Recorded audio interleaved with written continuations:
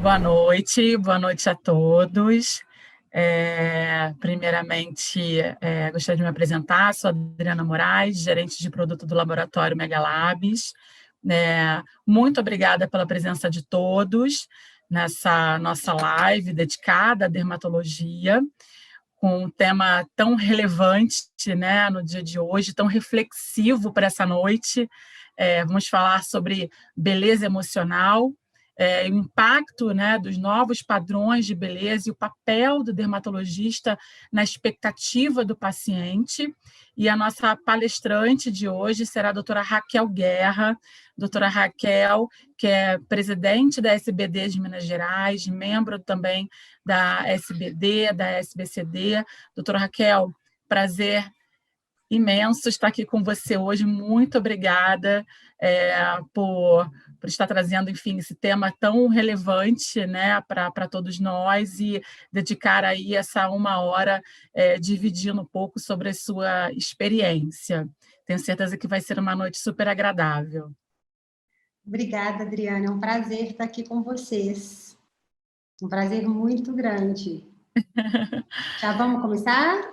Vamos, podemos.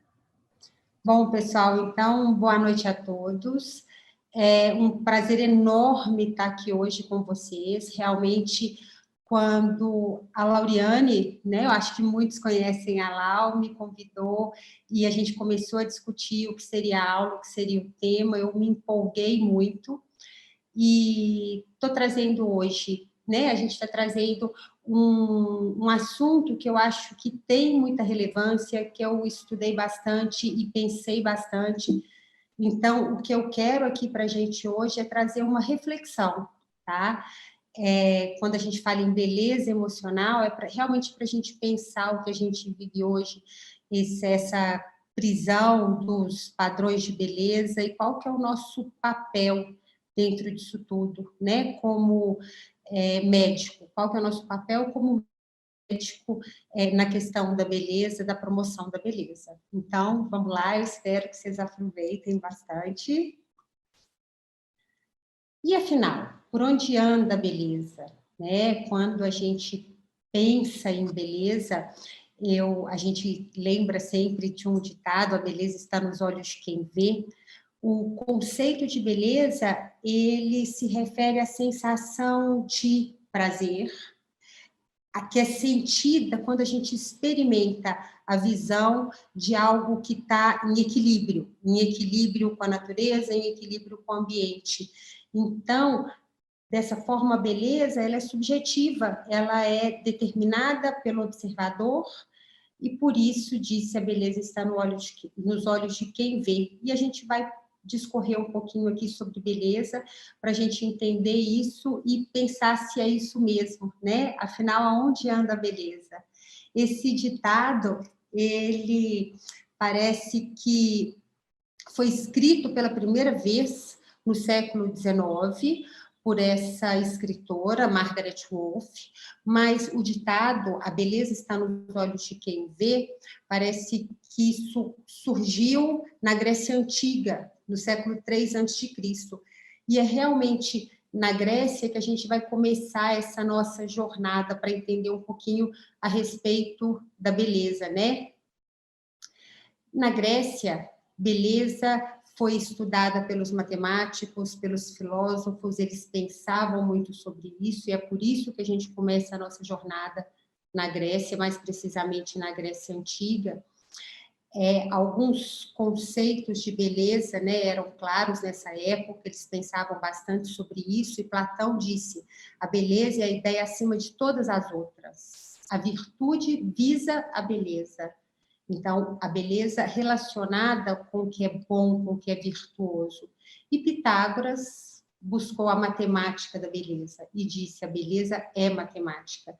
Foi Pitágoras que observou a razão áurea, que já era conhecida, mas ele observou como construções que utilizavam as proporções áureas, elas eram lindas, magníficas. E Pitágoras, então, disse que o φ era a constante da beleza. Onde ele existia, existia o belo. E o Phi, o interessante é que ele existe tanto na arquitetura quanto nas proporções humanas.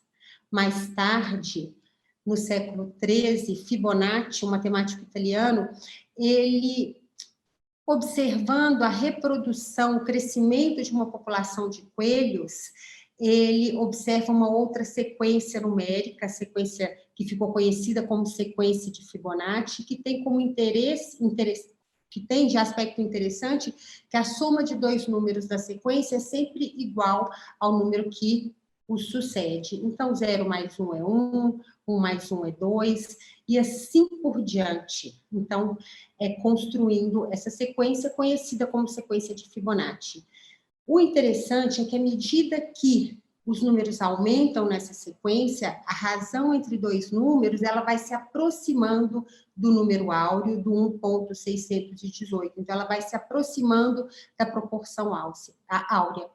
Dessa forma, a sequência de Fibonacci ela se relaciona intimamente com o Phi, e a partir da sequência de Fibonacci é criada a espiral da beleza, a espiral, então, a espiral áurea, e essa espiral é encontrada na natureza, em diversas, tanto nas nossas impressões digitais, quanto no crescimento das árvores, na distribuição de galhos, de pétalas de flores. Então, os matemáticos tinham razão, o Phi é beleza, o Phi se relaciona intimamente à beleza. O Phi ele está na natureza, nas artes, no design, na arquitetura, no corpo humano, e o Phi está, inclusive, na música. Músicas belíssimas, como a Nona Sinfonia, que a gente escuta agora, nela também encontramos a razão áurea. Andando mais adiante, um cirurgião plástico americano, ele construiu a máscara da beleza. Mascardá, um cirurgião plástico que no final da sua carreira, usando as proporções áureas, ele construiu uma máscara que seria a representação de uma face perfeita. O que é interessante, essa máscara, quanto mais um rosto se encaixa nessa máscara, mais belo é considerado esse rosto. E faces belas, elas se encaixam à máscara de Mascardá, independente da etnia. Então, quando pensamos nisso, a gente observa que a beleza é Phi, né? O Phi é beleza. Mas será que isso, então, está entendido? A beleza ela é matemática e a beleza é universal?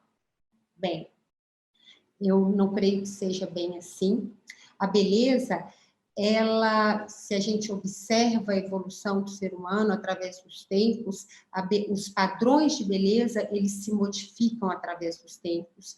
Basta a gente olhar as obras de arte, a gente pode perceber as mulheres renascentistas mais rechonchudas, com as formas mais arredondadas, e uma evolução, então, dessa beleza através dos tempos, né? A década de 80 e depois mais a modernidade. Então, beleza se relaciona à moda, cultura, religião, condição social e econômica. A gente precisa estar atento a isso todo o tempo para a gente compreender os padrões de beleza e compreender como que a gente vai se posicionar diante disso. Mas a beleza, então, não é só matemática, não é só o ambiente em que a gente vive, mas a beleza também ela está relacionada a fatores biológicos e evolutivos importantes. Por que a gente é atraído pela beleza? O que quando a gente percebe o que é considerado beleza, uma beleza de face, as faces que se relacionam mais à média de um povo, elas são consideradas mais bonitas, a simetria, duas características que talvez se relacionem à qualidade genética, à ausência de doença, à saúde, além das características de dimorfismo sexual. Então, quando a gente... Os fatores que determinam que a gente considere uma outra pessoa bonita, eles se relacionam, então, à saúde, qualidade genética e capacidade reprodutiva. Então, sim, a beleza também ela é determinada por fatores biológicos que visam a preservação da espécie. Quando a gente pensa aqui e olha para essas duas faces tão lindas, né, de crianças, uma criança pequena, uma criança maiorzinha, talvez entrando na adolescência, é bonito, é lindo, talvez vocês já saibam quem é, mas não é atraente. Quando a gente percebe essa criança na vida adulta, é uma mulher extremamente atraente. E quais são as características que a Angelina Jolie tem que são tão atraentes e que a gente busca isso tantas vezes nos nossos tratamentos? As maçãs do rosto salientes, marcadas, os lábios volumosos, o contorno bem definido. E o que isso quer dizer quando a gente pensa em característica biológica, em característica evolutiva? A perda daquele rosto arredondado, ela quer dizer que a mulher atingiu maturidade sexual, então que ela entra no período de que ela é capaz de se reproduzir. Enquanto lábios ainda volumosos e contorno bem definido vão se relacionar à juventude. Então, é uma mulher que atingiu a maturidade sexual e que ainda é jovem. Então, é uma mulher capaz de se reproduzir.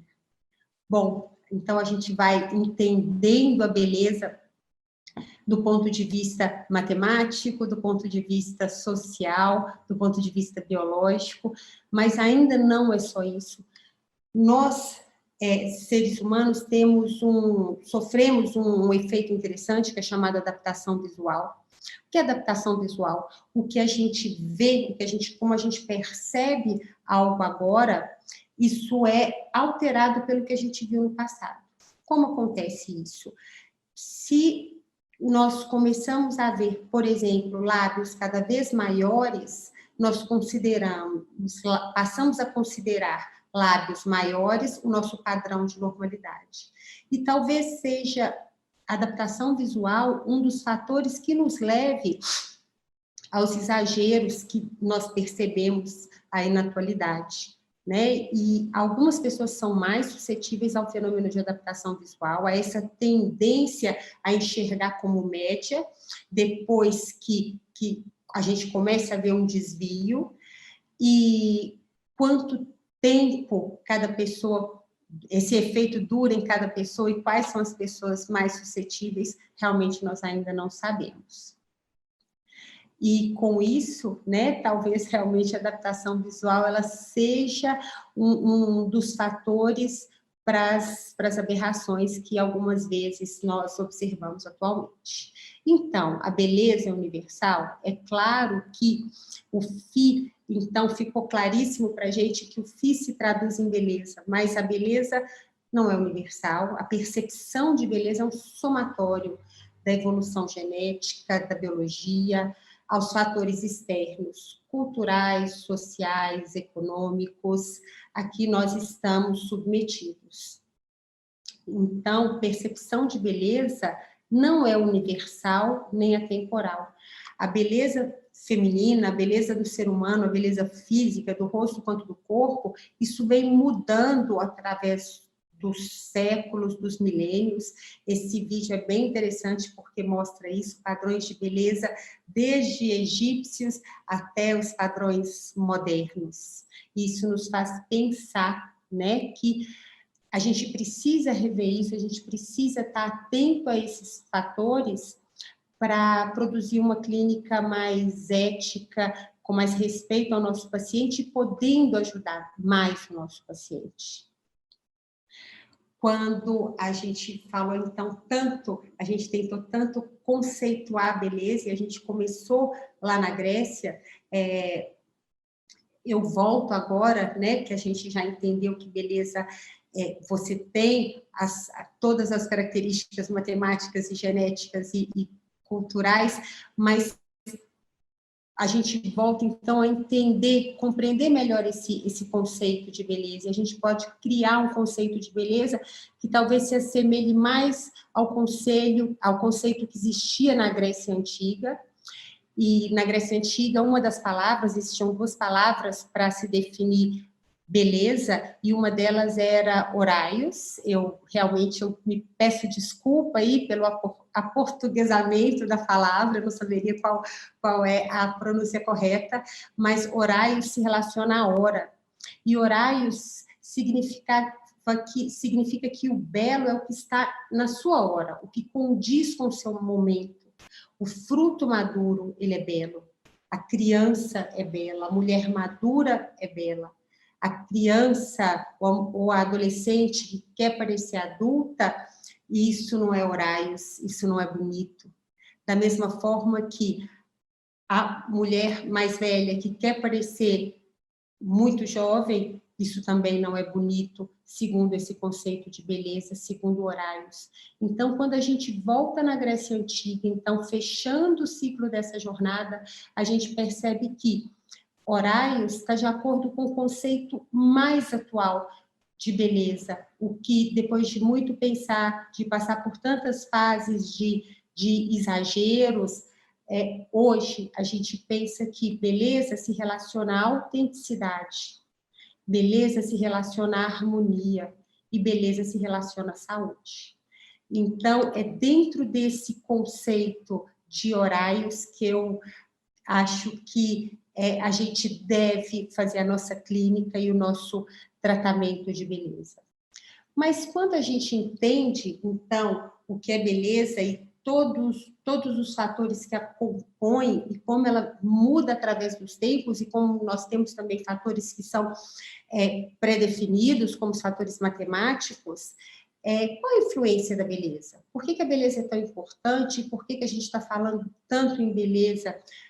Né? Porque a gente trabalha com isso, a gente sabe, ou pelo menos intui isso, mas a beleza, ela influi profundamente na vida das pessoas. Estudos mostram que beleza está relacionado à virtude, competência, confiabilidade. Crianças pequenas, bebês, eles fixam mais tempo o olhar em pessoas mais bonitas. Quando pessoas estão olhando fotos, e isso é um estudo, foi pedido que as pessoas olhassem foto procurando pares, fotos de duas fotos da mesma pessoa. Então, mesmo sem estar pensando em beleza, as pessoas se demoravam mais nas fotos de rostos mais bonitos. A gente é capaz de perceber, o ser humano é capaz de perceber beleza mesmo sem estar procurando. O ser humano, ele percebe beleza mesmo na visão periférica. A gente é capaz de dizer que uma pessoa, um rosto bonito, passou por você mesmo sem ter olhado diretamente para ele. Então, a gente é geneticamente forjado para reconhecer a beleza. E, sendo assim, o que a gente encontra na vida profissional das pessoas é que a beleza, ela se relaciona a sucesso profissional, a melhores salários e a cargos de chefia. Então, a gente compreende que a beleza modifica o observador. Quem vê e percebe a beleza, ela tem um julgamento diferente para o belo, mas qual é o impacto da beleza no próprio indivíduo? A beleza é capaz de modificar a percepção de si mesmo ou o seu humor, sua qualidade de vida? Vamos ver.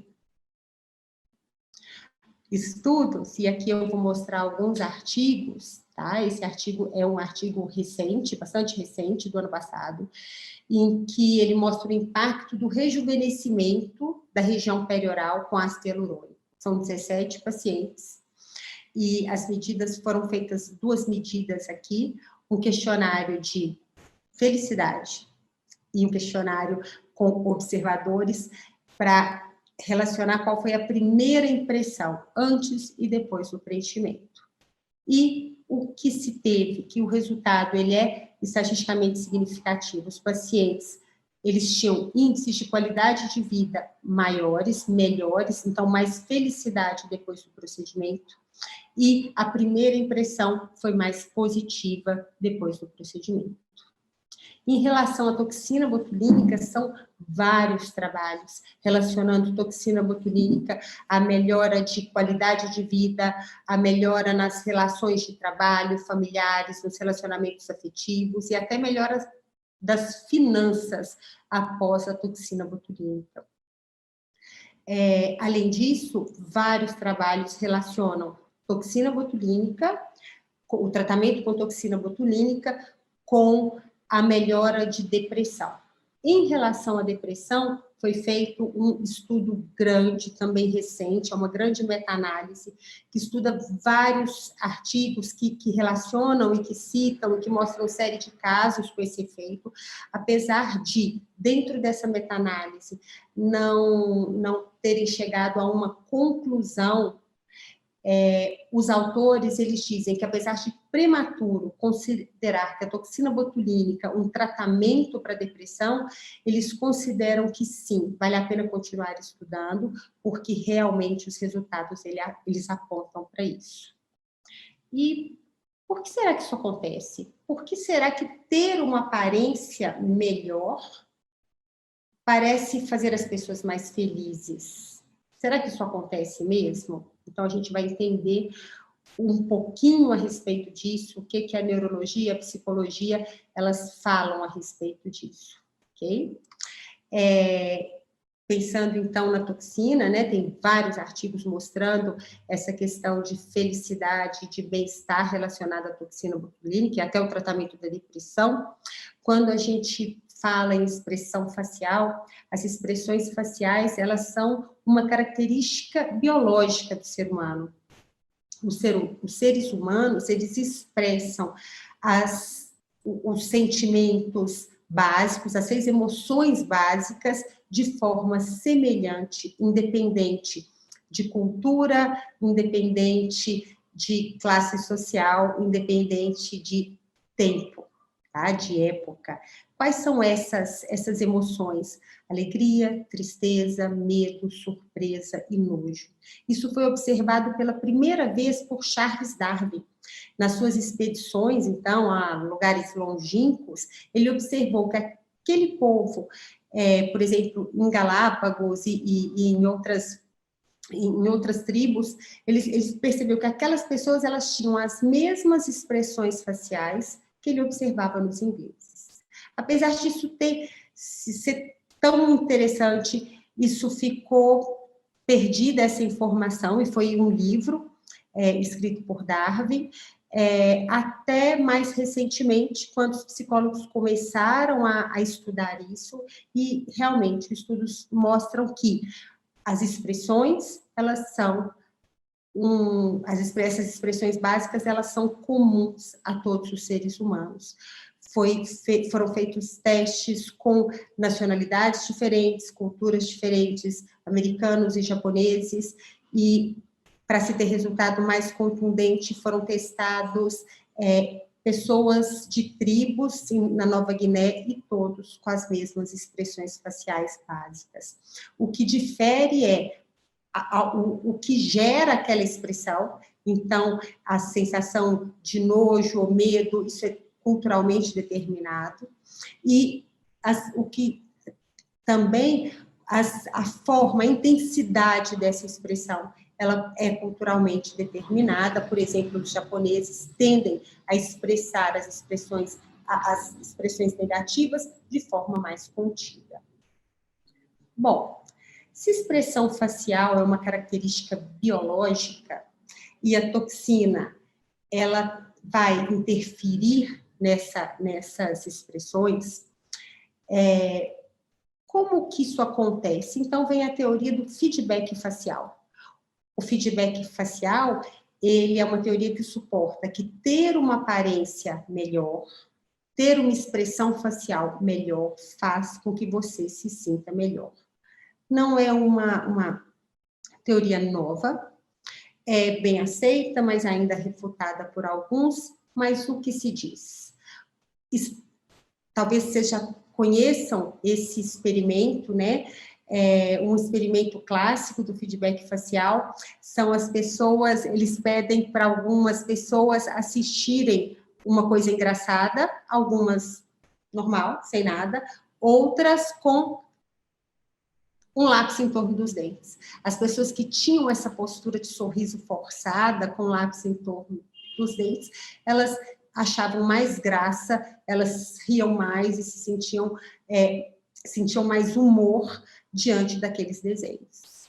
Outros estudos, pacientes que foram impedidos de franzir a testa diante de imagens, de fotografias, eles tiveram uma avaliação mais positiva do que as pessoas que estavam sem o mecanismo de não franzir a testa. Então, o feedback facial, ele nos diz isso, o que a sua expressão, ela modula a forma como você reage, a sua modificação de humor, o seu sentimento.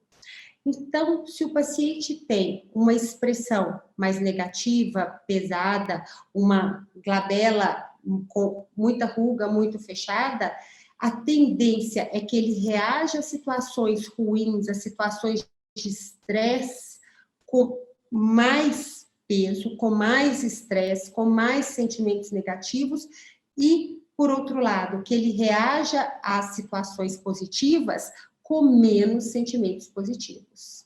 Junto do feedback facial, então, o feedback facial sou eu comigo mesmo, né? A minha expressão facial modulando o meu sentimento, modulando a minha emoção, nós temos o mimetismo emocional. Uma pessoa tende a mimetizar a expressão do outro. E do momento em que eu tenho um paciente com rugas glabelares e o outro, ele mimetiza essa expressão, ele passa a ter sentimentos menos positivos diante das situações de contato. E junto a isso, o contágio emocional. Então, na teoria do feedback emocional, você percebe que, como uma simples toxina botulínica, ela pode mudar a sua relação com o mundo e a relação do outro com você. Então, diante do que nós vimos, o tratamento estético, ele tem um impacto muito relevante na vida das pessoas. Se eu me sinto melhor, e isso, então, é o que parece, porque eu me pareço melhor. As pessoas, e existem artigos mostrando que as pessoas relatam melhora de eficiência, alegria, melhora da comunicação não verbal, da autoconfiança, melhores salários, melhora do humor e melhora da depressão depois de tratamentos estéticos. E aqui eu queria mostrar, né, como que o artista, e aqui no caso uma poetisa, Yolanda Cabral, eles são sensíveis às pessoas e ao mundo, aos sentimentos, e consegue perceber, antever o que a ciência nos diz. E ela diz, a beleza está nos olhos de quem vê e no coração de quem sente. Sou capaz de sentir o que vejo. Sou capaz de ver o que sinto. Feedback facial, mimetismo emocional. É bem interessante como, de forma intuitiva, é o que nós sentimos, é o que nós percebemos como seres humanos. Quando a gente chega nesse ponto, então, a gente conhece os conceitos e o que altera o nosso padrão de beleza, a gente conhece o efeito da beleza no observador, a vantagem evolutiva da beleza, a gente conhece a vantagem, o efeito da beleza e do embelezamento no sujeito, percebemos então que tudo está conectado. Beleza traz bem-estar social, equilíbrio emocional, e tudo isso gira na forma de um ciclo virtuoso, onde bem-estar social e emocional, ele traz embelezamento, e o embelezamento gera bem-estar emocional e social. Quando eu penso em bem-estar emocional, bem-estar social, fica difícil a gente não pensar no conceito de saúde. Saúde, o conceito da OMS, todo mundo conhece, né? Aqui a gente escuta isso, talvez no primeiro período da medicina, que saúde, então, ela é bem-estar físico, psíquico e social. Quando eu percebo, quando eu faço essa relação com o que a gente consegue com o tratamento, com o que o embelezamento traz para o indivíduo, eu percebo de cara que quando a gente está tratando, fazendo um tratamento estético, a gente está promovendo saúde. Então, a promoção da beleza é a promoção da saúde. O embelezamento, ele é capaz de atuar, de alterar dois dos pilares de saúde, o bem-estar social e o bem-estar psíquico. Então, proporcionar beleza é um ato médico, e isso talvez seja o ponto central e a mensagem mais importante. E aí, talvez seja o que eu queria que todo mundo saísse daqui hoje pensando a respeito disso, pensando na relevância do que nós fazemos para o nosso paciente. A promoção da beleza como ato médico, ela traz responsabilidade.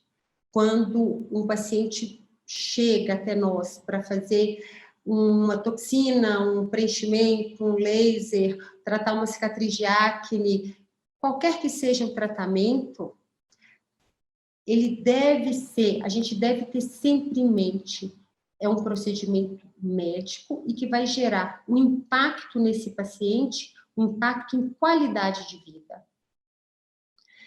E pensando nisso, na prática, né, como eu posso atuar, e foi essa uma parte grande da minha reflexão, assim, como eu posso atuar para gerar mais saúde, para ser mais efetiva como médica, não melhorar a minha técnica, isso a gente faz sempre, isso é contínuo, a gente está sempre melhorando a técnica, a forma como nós fazemos os procedimentos estéticos, mas como eu posso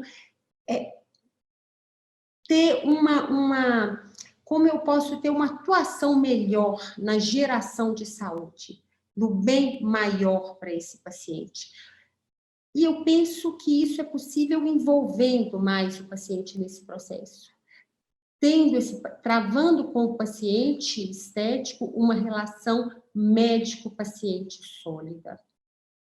Então, quais seriam, né, na minha prática, o que eu tento e o que eu penso? Realmente, o primeiro deles é esse, é travar uma relação médico-paciente sólida, de confiança.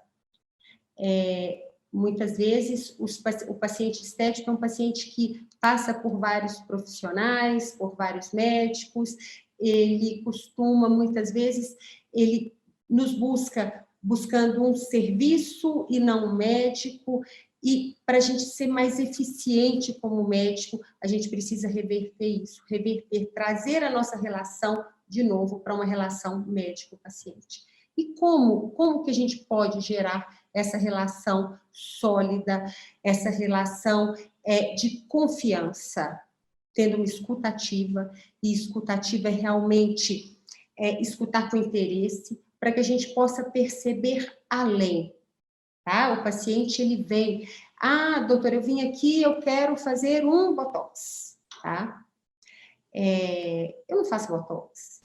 Eu faço, mas isso é um tratamento médico. Para fazer um tratamento médico, eu preciso de uma consulta, eu preciso conhecer meu paciente, indicação, contraindicação, e aí sim, eu continuo prestando um serviço, mas eu saio da situação de um injetor, prestador de serviço, fazedor de botox, para a situação de um médico que cuida de beleza, que cuida de saúde. Uma relação gentil, muitas vezes as pessoas buscam procedimento estético para melhorar outras coisas, de forma talvez intuitiva, elas saibam que se elas tiverem uma aparência melhor, elas vão realmente se sentir melhor, mais fortes, mais capazes de enfrentar a situação da vida. E isso, talvez, antes de todo esse conhecimento que a gente tem hoje, a gente até poderia achar que isso era fútil ou uma bobagem, mas isso é real. O nosso procedimento, ele pode, sim, ter um impacto muito relevante na forma como esse paciente vai superar situações que, porventura, ele esteja vivendo. Ter uma escuta empática, realmente se colocar no lugar do outro, realmente sentir o outro. E, por fim, postura de médico. Sempre.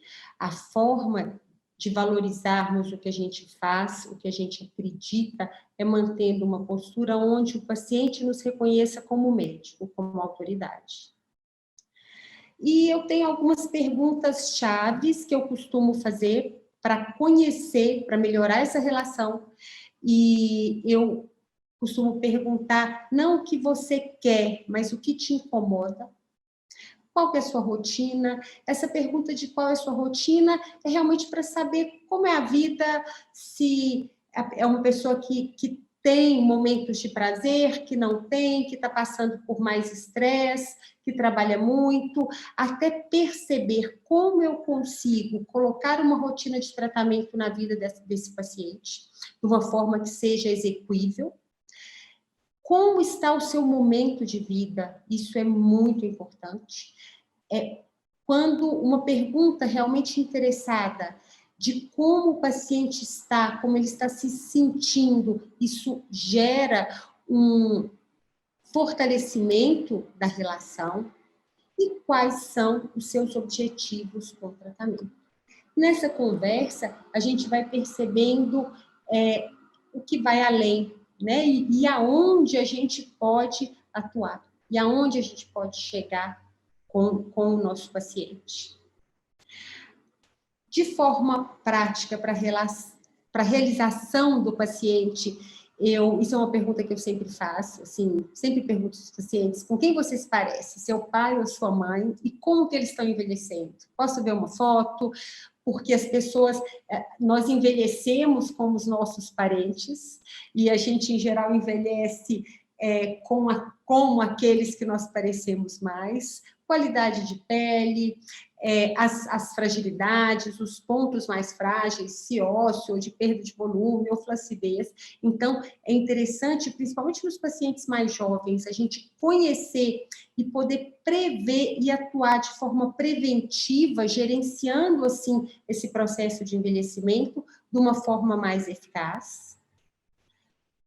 E nos pacientes que já estão mais maduros, perceber como eles estão envelhecendo. Então, eu normalmente peço fotos do paciente mais jovem, para a gente conseguir um resultado que não faça esse paciente se parecer com outra pessoa, mas que faça com que ele se pareça mais com ele mesmo. Com que ele atinja, então, o que a gente busca, que não é encaixar um paciente no padrão, mas é tornar essa pessoa que está ali diante de você a melhor versão dele mesmo. Que ele pode melhorar, mas sem descaracterizá-lo. As fotografias, que são imprescindíveis, nenhum paciente gosta das fotos, nem eu gosto das minhas aqui, horríveis, né? Eu acho que eu sou mais bonita aqui, mas elas são importantes para que a gente possa avaliar resultado, avaliar como o impacto na aparência do paciente, do nosso tratamento ao longo dos anos. E isso é muito importante, porque cada vez mais eu vejo e acredito que menos é mais. Eu prefiro hoje, na minha prática, fazer menos procedimentos com mais frequência, e eu consigo resultados melhores ao longo do tempo, né? Não são resultados imediatos, não tem extreme makeover, mas a gente consegue resultados lindos ao longo dos anos. E pacientes que depois de 5 anos de tratamento, elas estão mais jovens, mais bonitas do que quando elas chegaram. E durante toda essa consulta, né, a conversa e as fotografias, a gente tem que estar sempre atento aos distúrbios de imagem. que já são nossos antigos conhecidos, né? A dismorfofobia nós conhecemos e já lemos a respeito, e conhecemos artistas, pessoas que sofreram com esse distúrbio, mas é preciso estar atento a isso, e hoje as apresentações da dismorfofobia, elas aumentaram, e isso está cada vez mais frequente, como a gente vai ver adiante, tá? Mas paciente que chega, normalmente eles têm queixas de defeitos, de problemas que são muitas vezes insignificantes, e que eles se mostram extremamente incomodados com alterações que são pequenas na nossa percepção objetiva, pacientes que, em geral, estão sempre insatisfeitos e que têm uma lista de médicos pelos quais eles passaram e que não obtiveram o resultado desejado. Provavelmente esse paciente ele é dismorfofóbico e provavelmente você vai ser o próximo, né? Mais um nome nessa lista de reclamação. Esses pacientes, a gente vai falar um pouquinho de como eu lido com essas condições mais adiante, vamos conhecer todas primeiro. As novidades, então, o efeito selfie, o que acontece hoje? Efeito selfie, eu chamo assim, os pacientes, eles chegam ao consultório, eles chegam à clínica para tratar a fotografia, para tratar a selfie. A selfie é uma foto que é extremamente cruel conosco, porque a distância entre a lente e a nossa face é muito pequena, então há uma deformidade da face por causa disso. Os pacientes não entendem isso, porque hoje as pessoas elas se relacionam e elas se mostram através da imagem, da fotografia, das redes sociais. Isso tem um impacto muito importante, principalmente redes sociais como Instagram e várias outras redes de fotos, que eu já estou ficando velha para conhecer, mas não se diz nada. A foto de estudo, a imagem de estudo. Então, a pessoa, o desejo do sujeito de se mostrar lindo, saudável, feliz, bem-sucedido por uma fotografia, sem dizer nada. O que você é, como não se diz nada, eu sou aquela fotografia. Se as fotos não ficam boas, o paciente está insatisfeito. E quantos de nós já não recebemos foto de paciente, normalmente selfie, assim, olha aqui, doutora, isso aqui não está bom. Eu quero melhorar o meu nariz. Olha o meu nariz na foto, não é no espelho. Olha o meu nariz, é enorme. E a gente precisa orientar esse paciente de que a selfie deforma. É simples assim e é difícil de, muitas vezes, deles entenderem, principalmente os mais jovens. A selfie fez o fluxo de pacientes mais jovens, final de adolescência, adulto jovem, no nosso consultório crescer muito, no nosso de cirurgiões plásticos. Esse artigo de 2018 é um artigo muito interessante e ele mostra um aumento da demanda de cirurgia, de tratamento de nariz em torno de 40%, motivado pela selfie. E aqui uma fotografia onde eu tenho uma foto, uma selfie, que é de pertinho, e uma foto a uma distância razoável. O que eu tenho é a apresentação do nariz, ela é maior, os lábios ficam menores, eles perdem proporção em relação ao nariz. Então, é o que acontece hoje. Qual é a nossa demanda crescente? Eu quero preencher lábio e eu quero melhorar o nariz. A gente precisa estar ciente disso, porque a gente precisa orientar esse paciente, ok? E a gente precisa orientar mesmo, porque não é só se recusar a fazer. Porque se você não orienta, se você não trata, porque o tratamento desse paciente é a orientação, se você não trata, não orienta, ele pode buscar um profissional que não tenha o conhecimento ou o cuidado e que vai tratá-lo de forma aí, desnecessária.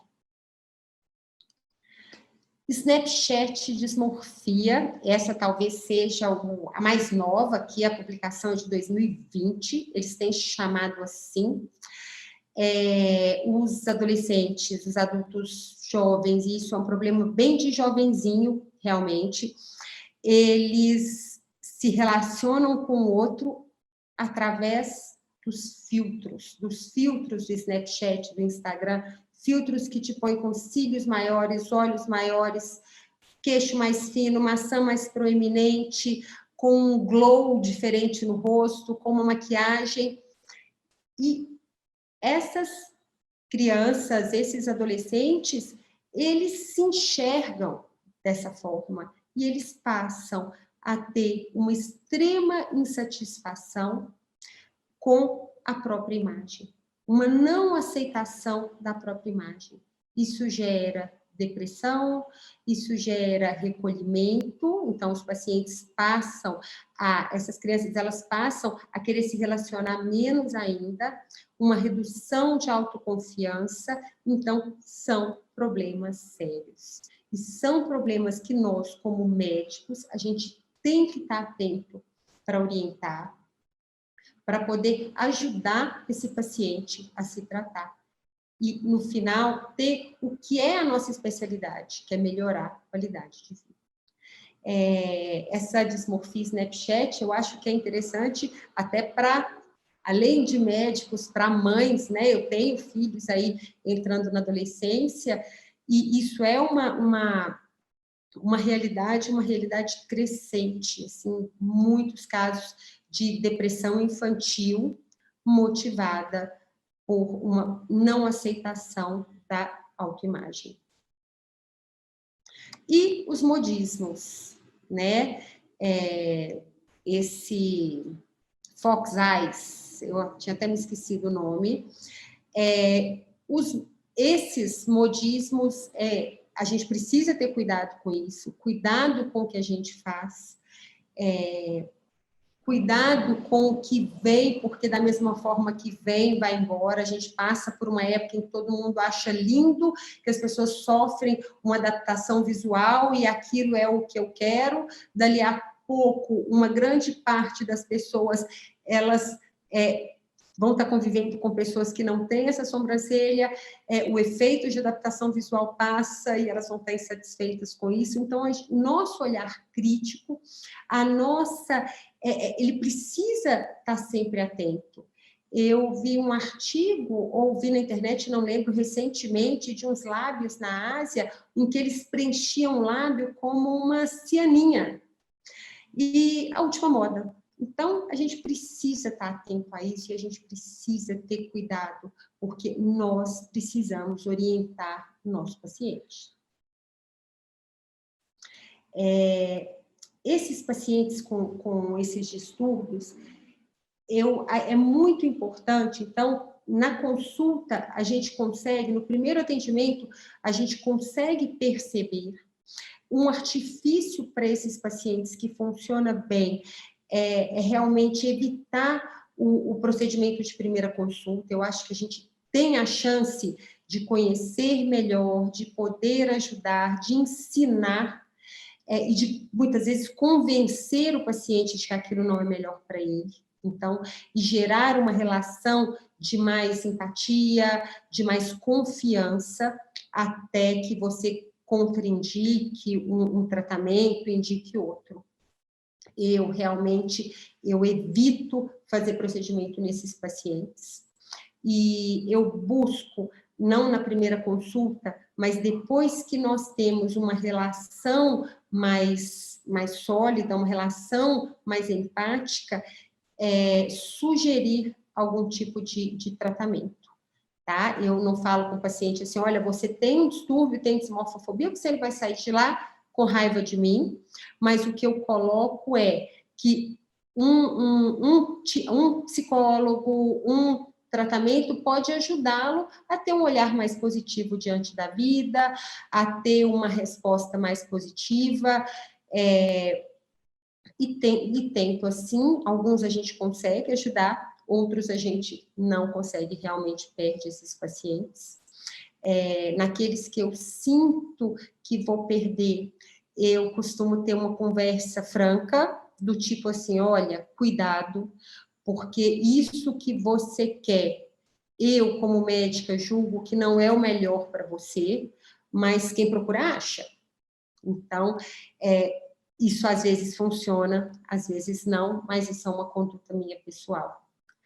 Importantíssimo, né? Alinhar a expectativa. Expectativa realmente, o paciente, ele quer ilusão, né? As pessoas, elas muitas vezes, elas estão muitas vezes carentes, com outros problemas, e elas querem acreditar que o que você vai fazer vai salvá-las. Vai sim melhorar a vida dela muito, em vários aspectos, mas o paciente às vezes nos põe em situação que ele quase que nos pede, por favor, me vende um sonho. Isso é impossível, né? Naquela relação médico-paciente sólida, a gente tem que buscar a transparência, a verdade, porque só isso, só uma expectativa real é que gera um paciente satisfeito. Isso é comum nos pacientes com cicatriz de acne, e eu sempre, né, se tem aquela consulta enorme, uma consulta onde eu converso e oriento muito, conto a respeito das cicatrizes e o que a gente vai fazer para cada uma, que são múltiplos tratamentos, eu tento dar uma expectativa, olha, a gente fazendo essas etapas, daqui 6 a 9 meses, as pessoas vão estar percebendo que a sua pele está melhor, mas um percentual, porque eles sempre querem, quanto, doutora? 30, 40, 80, pode falar que eu aguento. Não tem, né? Não depende só de mim, isso depende de você também. Então, a gente precisa fugir dessas armadilhas, sabe? Porque na hora pode ser o que pareça mais fácil, mas esses acordos verbais, olha, vai melhorar 80%, 70%, esses acordos verbais, eles geram insatisfação. Você não consegue ajudar o paciente e tem um paciente insatisfeito. Então, como eu penso e faço, né? A gente precisa construir, o paciente tem que perceber que o paciente estético, nós vamos juntos construir um resultado. E que isso depende da minha técnica, do meu conhecimento, dele como sistema biológico, e dele como um agente no tratamento. Então, eu preciso também de comprometimento e de disciplina do meu paciente. E quando isso fica claro, a gente trava uma relação onde médico e paciente, eles têm uma relação de parceria, os resultados, eles são melhores. Os pacientes aí vão nos acompanhar ao longo de anos e anos, ao longo da vida. E para gerar esse comprometimento, então, eu realmente acredito que a gente deve evitar os procedimentos de primeira consulta. Claro que algumas vezes eu faço, talvez a maioria faça, mas se a gente pode conhecer o paciente um pouco mais, isso é importante. A gente evitar o procedimento de primeira consulta. Então, muitas vezes, eu prescrevo um tratamento de pré-procedimento, onde eu consigo ter um tempo para conhecer meu paciente. No pré-procedimento, eu percebo a disciplina, eu percebo esse paciente, olha, um paciente que é indisciplinado, que não consegue usar um hidratante, um sabonete, um filtro solar, não é um paciente que está indicado para fazer um laser ablativo. Eu já percebo isso e eu tenho outras saídas, a gente consegue modular e dar o melhor tratamento para esse paciente de acordo com o perfil dele. E isso a gente conhece com o tempo. Eu tenho esse tempo de preparo, pré-procedimento, me dá chance de modular a expectativa, né, nas várias consultas, a gente pode conversar novamente, a gente pode rever as dúvidas e rever as expectativas. E é um momento onde eu ajudo o paciente a criar uma rotina, que vai ser importante no preparo, importante muitas vezes no meu resultado, como é o caso dos despigmentantes, como é o caso dos hidratantes. Se eu consigo melhorar a qualidade de hidratação de uma pele no pré-procedimento, eu consigo, por exemplo, ter um laser de CO2 melhor, eu consigo ter um laser ablativo melhor do que numa pele desidratada, eu consigo ter um peeling melhor, eu consigo melhorar a segurança dos meus procedimentos. Então, isso o pré-procedimento, ele é bem importante. E depois que a gente faz um procedimento e vem uma rotina de cuidados, essa rotina de cuidados, ela vai garantir resultado, ela vai evitar complicação, mas ela gera também engajamento, ela gera no paciente a possibilidade de criar um ritual que ele vai manter. Então, uma rotina de autocuidado que ele vai manter como forma de manutenção de resultados e como forma de estímulo à autoestima.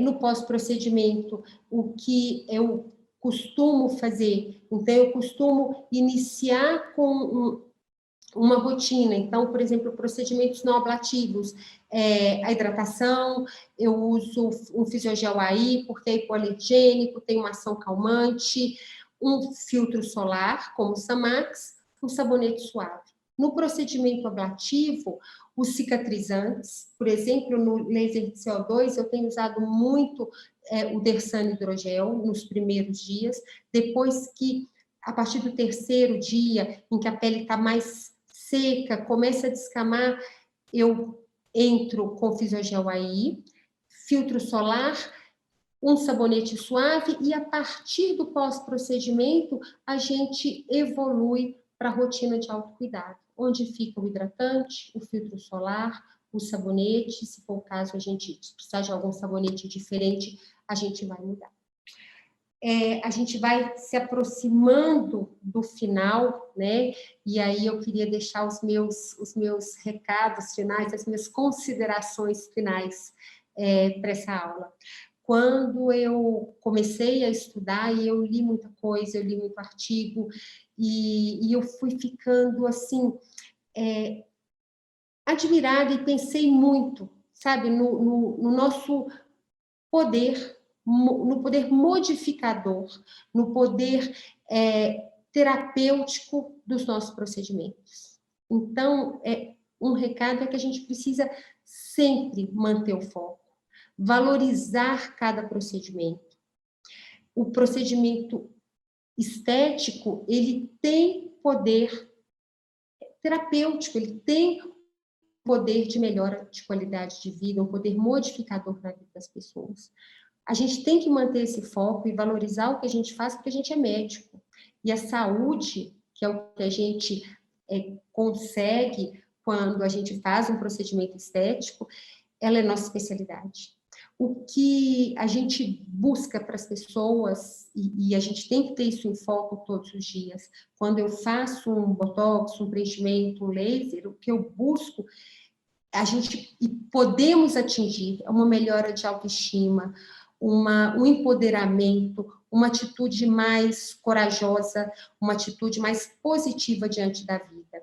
E sim, isso é saúde, e esse é o recado. A gente precisa manter e fortalecer o nosso papel, a nossa postura de médico, principalmente diante desse momento em que a gente vive, né, com a invasão do não médico, com a banalização dos procedimentos. A gente precisa pensar nisso todo dia de manhã. É isso que eu estou fazendo, eu vou fazer medicina. E porque eu acho que é a única forma da gente mostrar para o paciente o que é que a gente tem diferente, a gente mostrar para o paciente por que um médico. Era isso, eu espero que eu possa ter deixado sementinhas e ideias na cabeça de vocês, como as que fervilharam na minha nesses dias. Obrigada, eu estou agora à disposição para perguntas e comentários.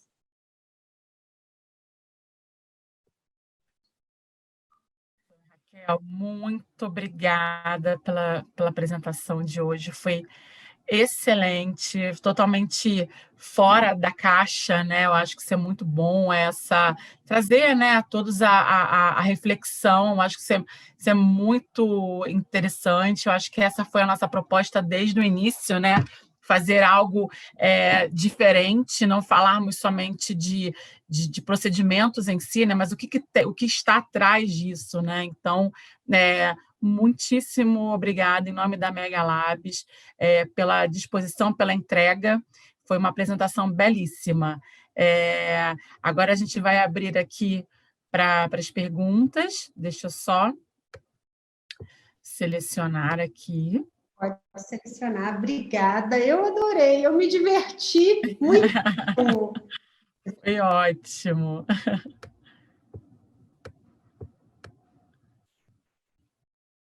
Vamos lá. Sabemos que a busca pela beleza pode ser excessiva, porém, existem doenças visíveis de pele que, mesmo que não sejam contagiosas ou com risco de morte, interferem muito no emocional. Qual que é a sua conduta para esses casos? Tá, então, em doenças... Aqui colocaram que não essa questão do procedimento, mas sim a busca da beleza pode ser excessiva, porém existem doenças visíveis de pele, como psoríase e eczema, que, que interferem no emocional. Então, como você conduz, né? Como você age nesses casos, enfim, com esses pacientes? Qual que é o seu procedimento? Bom, de forma análoga, tanto na psoríase, quanto na dermatite atópica, quanto no vitiligo, você tem a doença que é aparente, gerando um mal-estar, uma baixa autoestima, gerando um comprometimento emocional, quanto a situação de estresse levando ao agravamento da doença.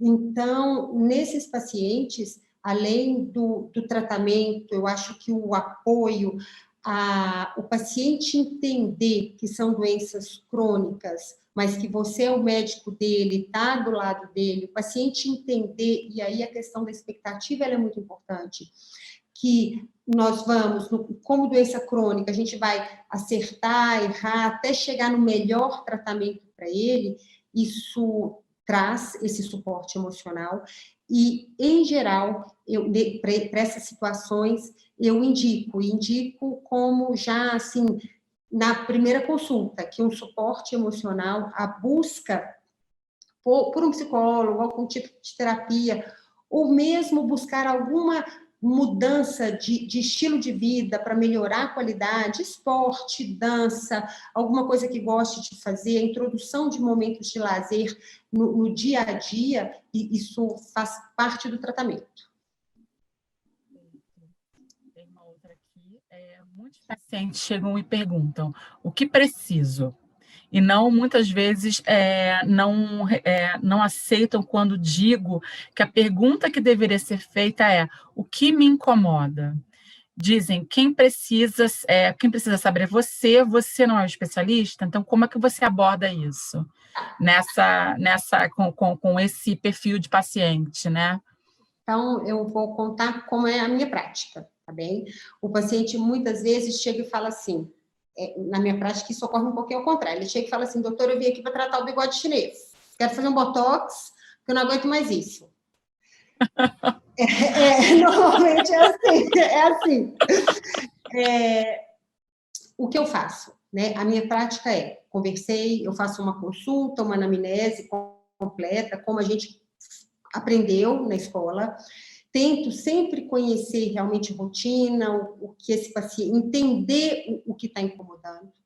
Aí eu parto da consulta para as fotografias. Eu mesma faço as minhas fotos, e eu faço fotos boas, e depois das fotografias eu examino o paciente, eu examino o corpo inteiro, primeira consulta sempre, não só face, examino a pele toda, vejo se tem alguma coisa que precisa ser tratada, alguma coisa relevante. Se a queixa foi, então, estética, ou bigode chinês, eu coloco para a pessoa, e aí com as fotos na minha mão, eu acho a melhor forma é a pessoa enxergar, e não é diante do espelho, porque no espelho, a gente, de forma intuitiva, a gente conhece o nosso melhor ângulo. A gente olha para o espelho, a gente já levanta o queixo um pouquinho, vira um pouquinho de lado, levanta a sobrancelha, então é a foto, tá? Aquela foto horrível que eu mostrei a minha, eu mostro para o paciente. E mostro assim, olha, tá vendo aqui? Esse seu bigode chinês, então vamos entender o que está acontecendo. Você consegue perceber que tem uma falta de volume na região malar e que isso acontece com o processo de envelhecimento, isso é natural, mas essa falta de volume faz com que a gente tenha esse bigode chinês. Então, o melhor tratamento para isso não é um preenchimento ou um botox aqui, seria aqui. Mostro, aí nesse momento eu mostro tudo que eu acho relevante para esse paciente. Olha, tem flacidez de pele, a gente pode fazer um bioestimulador, isso teria indicação. Se tem muita mancha, a gente pode fazer um laser.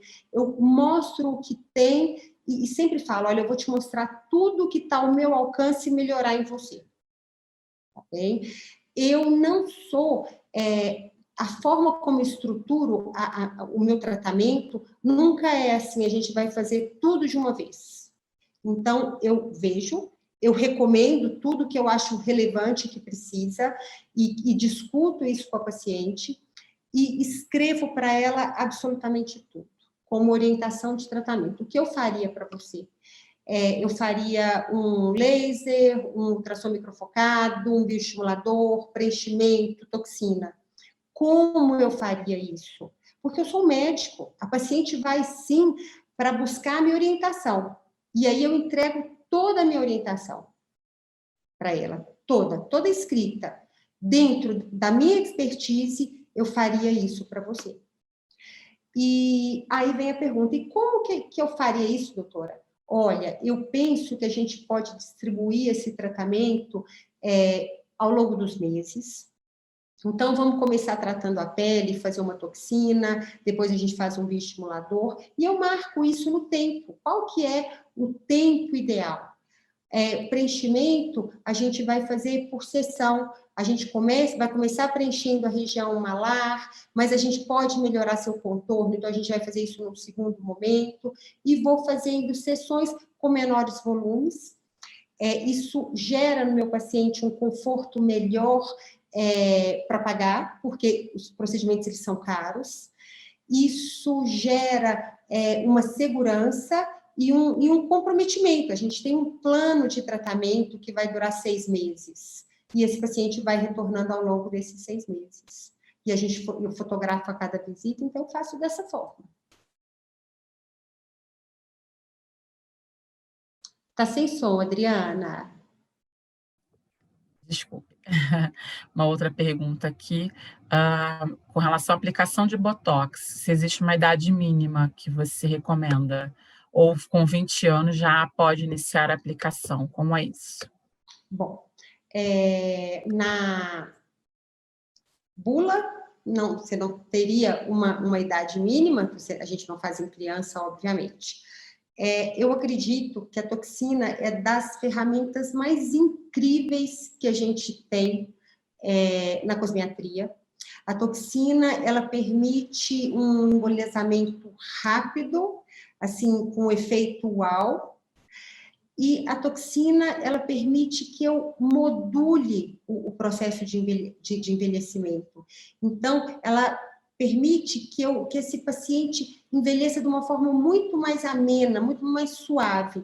Então, eu começo a fazer toxina nos meus pacientes quando eu percebo uma musculatura muito hiperdinâmica, e a gente precisa modular isso, muitas vezes glabela, quando eu já percebo começando umas ritidezinhas, e isso a gente vê em pacientes de olhos claros, algumas vezes na casa dos 20 e poucos anos, pacientes com uma glabela muito hiperdinâmica, a gente pode fazer num paciente bem jovem. Então, eu coloco assim, nesses pacientes, principalmente glabela hiperdinâmica, e bem jovens, eu não recomendo assim, você precisa fazer toxina para ficar paralisado. A gente precisa modular esse músculo. a gente precisa enfraquecer. Então, muitas vezes eu faço a toxina nesses pacientes anualmente, com o intuito de modular essa força. Existe algum tipo de formulário padrão com perguntas e condutas para atender esse perfil de paciente? Eu não conheço. Eu tenho o meu formulário, as minhas perguntas padrão com que eu faço para todos os pacientes. E à medida que a gente vai amadurecendo e à medida que a gente vai treinando a nossa escuta, a gente vai percebendo melhor os pacientes, tendo um olhar mais sensível aos pacientes. Perfeito, doutora Raquel, a gente depois vai separar aqui as perguntas, as outras perguntas que não foram respondidas, para a gente enviar diretamente, enfim, para os doutores, mas, enfim, em nome da Mega Labs, gostaríamos de agradecer mais uma vez por essa palestra maravilhosa, por ter agregado tanto aí essa noite, né? E com certeza acho que todo mundo vai refletir um pouco mais aqui desse lado, né? Do aspecto do paciente, né? E com certeza os doutores. Então, muito obrigada e boa noite a todos. Agradeço aí também por toda a sua colaboração durante a elaboração dessa aula. Bom, eu é que agradeço, né? Tanta gente, eu vi uns amigos aqui, obrigada. Fico à disposição, eu posso responder essas perguntas aí ao longo da semana e as meninas encaminham. E foi um prazer enorme. Eu adorei fazer essa aula. Adoramos. Muito bom. Boa noite a todos. Excelente final de noite, né? Agora. Boa Um noite, pessoal. abraço. Obrigada. Tchau.